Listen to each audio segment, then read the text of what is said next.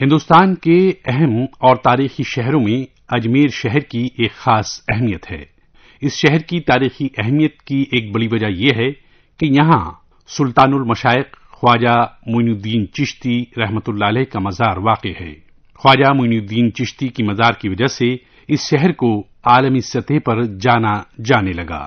خواجہ معین الدین چشتی کا مزار ہر خاص و عام اور ہر مذہب و ملت کے فرد کے لیے آج بھی کھلا ہوا ہے۔ اس ملک کا وہ انسان چاہے وہ کسی بھی مذہب سے تعلق رکھتا ہو، اگر وہ انسانیت، مذہبی رواداری اور آپسی بھائی چارے پر یقین رکھتا ہے تو خواجہ معین الدین چشتی کے مزار پر ضرور حاضری دیتا ہے۔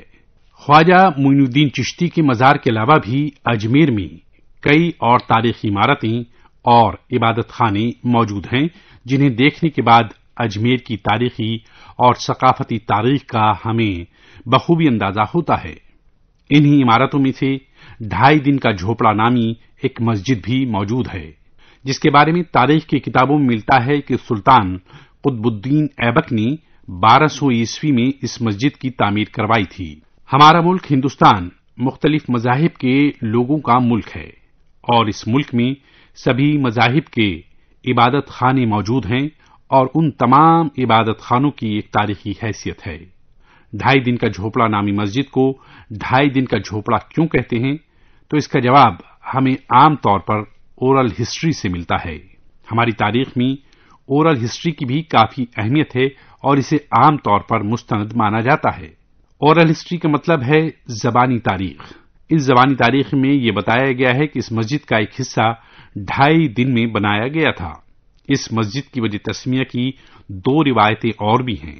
کچھ لوگوں کا کہنا یہ بھی ہے کہ یہ لفظ 2.5 دن انسانوں کے وجود کا مظہر ہے، مگر آرکیولوجیکل سروے آف انڈیا کے مطابق مشہور صوفی انجارہ شاہ کے 2.5 دن تک چلنے والے عرس کی مناسبت سے اس کا نام 2.5 دن کا جھوپڑا پڑا۔ اس مسجد کی ایک خاص بات یہ بھی ہے کہ اس میں ایرانی اور مشرق وسطی کے طرز تعمیر کی بھرپور عکاسی کی گئی ہے۔ فن تعمیر کے لحاظ سے اسے بڑی ہی خوبصورتی کے ساتھ تیار کیا گیا ہے۔ قرآن کی آیتوں کو محراب اور مختلف جگہوں پر بہترین نقش و نگار کے ساتھ کندہ کیا گیا ہے۔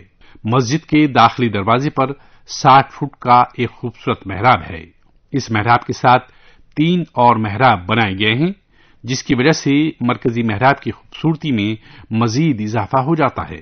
اس مسجد کی خوبصورتی میں اس میں لگے ستون کی بھی کافی اہمیت ہے۔ جب مسجد کی تعمیر ہوئی تھی تو اس میں 344 ستونوں کا استعمال کیا گیا تھا، مگر بے توجہی اور لاپرواہی کی وجہ سے اب صرف 70 ستون ہی باقی رہ گئے ہیں۔ تقریباً 800 سال کا طویل عرصہ گزر گیا ہے، مگر یہ مسجد آج بھی ہندوستان کی خوبصورت فن تعمیر کی گواہ بنی ہوئی ہے۔